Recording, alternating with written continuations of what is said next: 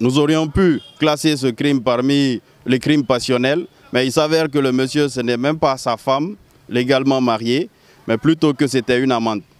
Donc, commettre ce genre de crime, ça doit interpeller non seulement les autorités, ça doit interpeller aussi l'ensemble des leaders religieux, les leaders politiques. Tous les membres de la société civile doivent se lever et former un seul corps pour lutter contre ce genre de crime. Nous ne voulons plus assister à ce genre de crime en République de Guinée, car nous assistons non seulement à des crimes de ce genre, et récemment nous avons aussi interpellé par rapport au déguisement d'un homme,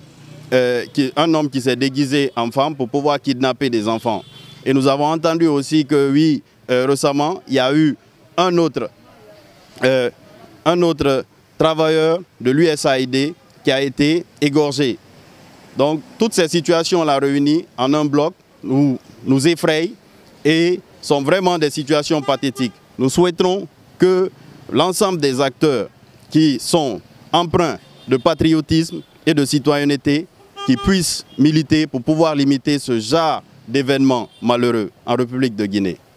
Il faudrait non seulement renforcer la sécurité, l'indépendance de la justice, la sécurité, non seulement, c'est vrai que quand on parle de sécurité, on a plus attrait à parler de l'État, mais il faudrait même que le voisinage, il faudrait même que les jeunes qui se trouvent dans les quartiers, qui soient solidaires autour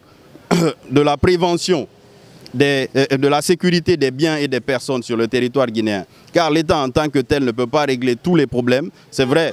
que l'État peut s'activer pour pouvoir mener à bien certaines actions, mais il faudrait que les citoyens, étant des éléments constitutifs de l'État, puissent aussi former des blocs pour pouvoir limiter ces dégâts dans nos différents quartiers, dans nos différentes régions en République de Guinée.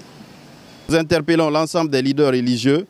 que ce soit ce dimanche de cette semaine ou le vendredi, que le sermon puisse s'appesantir sur la sécurité des biens et des personnes et qu'on puisse interpeller l'ensemble des religieux, que ce soit des musulmans ou des chrétiens, vu que c'est la plus grande frange ou la plus grande branche religieuse en République de Guinée, qu'on puisse les interpeller et les amener à être conscients du danger que nous sommes en train de vivre, relatif à l'atteinte à la vie des citoyens en République de Guinée.